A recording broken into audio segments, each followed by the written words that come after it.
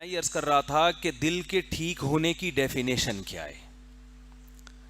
دیکھو، دل پورا صحت مند تو جب ہوگا جب دل سے حسد نکل جائے، کسی کو دیکھ کے، کسی کی ترقی کو دیکھ کے جلنا بند ہو جائے، یا آنچ کم ہو جائے اس کی تھوڑی سی. ابھی تو ایک دم تپ رہا ہے نا بہت زیادہ. تھوڑی سی آنچ کیا ہو جائے، کم ہو جائے. لوگوں کو خوش دیکھ کے آپ اگر خوش ہو رہے ہیں، اس کا مطلب دل کیا ہے، بہترین. کسی کے پاس پیسہ آتے دیکھ کر آپ کو تکلیف نہیں ہو رہی، خوشی ہو رہی ہے، چلو یار اللہ نے اسے نوازا ہے، اس کا مطلب دل کیا ہے، سیٹنگ ہے، بہترین.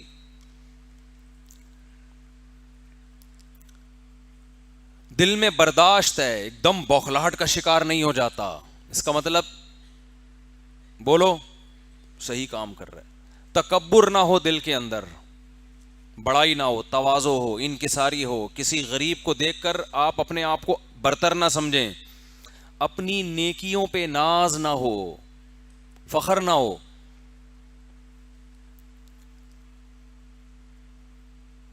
ہمارے حضرت اکثر ایک شعر پڑھا کرتے تھے، شعر تو مجھے یاد نہیں،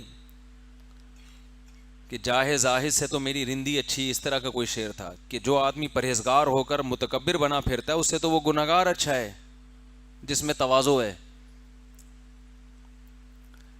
تو تکبر نہ ہو، تواضع ہو، ریا نہ ہو دل کے اندر. ریاکاری، ریاکاری بھی کس کی بیماری ہے، دل کی. بڑے خشوع و خضوع سے انسان صدقات و خیرات کر رہا ہے، نماز پڑھ رہا ہے، چاہتا ہے کہ لوگ مجھے نمازی کہیں، چاہتا ہے کہ لوگ مجھے حاجی کہیں. تو یہ بیماری کس کی ہے، یہ نظر نہیں آئے گی آپ کو.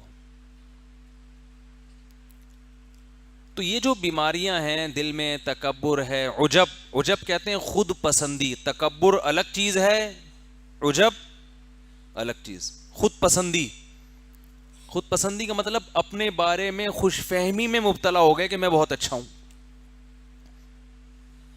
اور غلط خوش فہمی میں. سمجھ رہے ہیں؟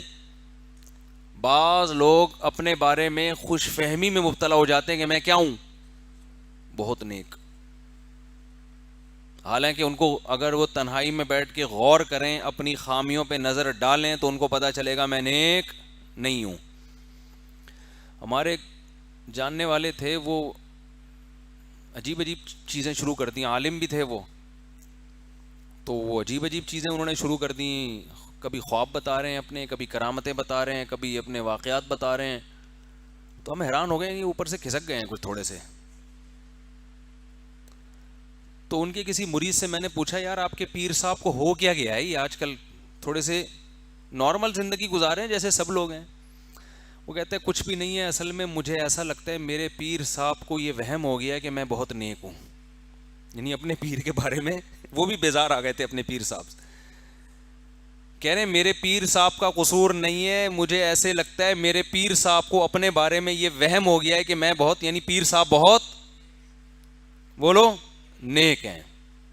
میں نے کہا بڑا ٹائٹ تجزیہ کیا. کہہ رہے ہیں ان کا قصور نہیں ہے. بھائی ہو جاتا ہے انسان کو کبھی وہم ہو جاتا ہے، کہ جیسے ایک آدمی کو وہم ہو گیا کہ میں بندر ہوں. ڈاکٹر کے پاس گیا کہ ڈاکٹر صاحب مجھے وہم ہو گیا کہ میں بندر ہوں، میرا علاج کرو. ڈاکٹر نے کہا پنکھے سے نیچے اترے گا تو علاج کروں گا نا. اوپر چڑھ کے بیٹھا ہوا تھا پنکھے پہ، لٹکا ہوا تھا. ٹھیک ٹھیک. تو وہم، اب تو اس کو تو وہم ہو گیا نا بندر ہوں. تو وہ بیچارہ کیا کر رہا ہے، بندر کی طرح کبھی ادھر جا رہا ہے، کبھی ادھر لٹک رہا ہے، کبھی ادھر گھوم رہا ہے. ہمارے حضرت کے بڑے بھائی کی طبیعت میں بڑا مزاح تھا. تو ایک دن ایک آدمی آیا، اس کو یہ وہم ہو گیا کہ میں گدھا ہوں. یہ وہم کے مریض عجیب عجیب ہوتے ہیں، اللہ بچائے اس بیماری سے. اس نے ڈاکٹروں کی بھی جان کو عذاب آ گیا تھا. وہ ڈاکٹر سے کہتا مجھے وہم ہے کہ میں گدھا ہوں، کبھی ادھر جا رہا ہے، کبھی ادھر جا رہا ہے. ہمارے حضرت کے بڑے بھائی کے پاس آیا کہ مجھے وہم ہو گیا کہ میں گدھا ہوں. تو انہوں نے کہا جب یہ وہم کیا ہو، پیچھے ہاتھ لگا کے دیکھا کرو دم ہے یا نہیں ہے. اگر دم ہے تو واقعی گدھے ہو، دم نہیں ہے تو گدھے نہیں. اس کے بعد سے وہ الحمدللہ نہیں آیا.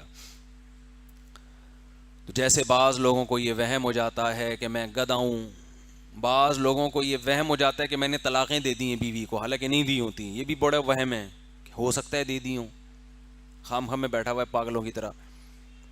بعض لوگوں کو یہ وہم ہو جاتا ہے کہ میں نے 25 دفعہ وضو کیا مگر پھر بھی کوئی جگہ خشک رہ گئی ہوگی. ایسے ہی عین ممکن ہے اور یہ حقیقت ہے کہ بعض لوگوں کو یہ وہم ہو جاتا ہے کہ میں بہت نیک ہوں. بعض کو تو خود سے ہو جاتا ہے, شیطان کراتا ہے, بعض لوگوں کو لوگ کروا دیتے ہیں یہ وہم کہ آپ بہت نیک ہیں. لوگ تعریفیں کر کر کے نا یہ وہم دل میں ڈال دیتے ہیں کہ آپ کیا ہیں, بہت نیک.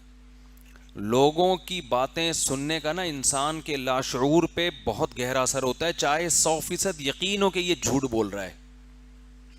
جب آپ جھوٹ سنتے ہو نا بار بار بار بار بار بار تو اس جھوٹ کو آپ سچ سمجھنا شروع کر دے. تو یہ انسان کی نیچر ہے. وہ مشہور واقعہ ہے نا, ایک آدمی سے کسی نے آ کے کہا کہ تو یہاں بیٹھا ہوا ہے, گاؤں میں تیری بیوی بیوہ ہو گئی ہے. تو اس نے کہا میں جب بیٹھا ہوا ہوں تو میری بیوی بیوہ کیسے ہو گئی. دوسرے نے آ کے کہا یار تو یہاں بیٹھا ہوا کپڑے دھو رہا ہے دھوبی گھاٹ پہ, تیری بیوی کیا ہو گئی ہے, بیوہ ہو گئی ہے, وہاں رونا دھونا مچا ہوا ہے. اس نے کہا یار پہلی دفعہ میں تو جس سختی سے رد کیا, دوسری دفعہ میں تھوڑا سا نرم, کہ نہیں بھائی ایسا کیسے ہو سکتا ہے, میں جب ہوں تو میری بیوی کہاں سے بیوہ ہو گئی. 8 10 25 30 آدمیوں نے جب آ کے 1 by 1 بتایا تو یہ گھر بھاگتا ہوا جا رہا ہے. لوگوں نے کہا خیریت, کہہ رہے یار میری بیوی بیوہ ہو گئی ہے, مجھے اس کا غم ہے. لوگوں نے کہا کمبخت تو جب زندہ ہے تو تیری بیوی کیسے بیوہ ہو گئی. کہہ رہے سمجھ میں تو نہیں آ رہا, لیکن اتنے سارے لوگ ایک بات کہہ رہے ہیں تو کچھ تو ہوا ہے, کچھ تو ہوا ہے. تو آپ سوچو کہ جو بات آپ کے اگینسٹ جا رہی ہے وہ بار بار سن کے وہم ہوتا ہے کہ سچ کہہ رہے ہیں, تو جو آپ کے فیور میں جا رہی ہے اس میں تو پہلی دفعہ میں یقین ہو جاتا ہے کہ سچ کہہ رہی ہے. ہمارے والد صاحب اللہ ان کی مغفرت فرمائے ایک واقعہ سنائے کرتے تھے کہ ایک بدعتی مولوی جو تھے نا, بدعتی مولوی بیمار ہو گیا بیچارہ.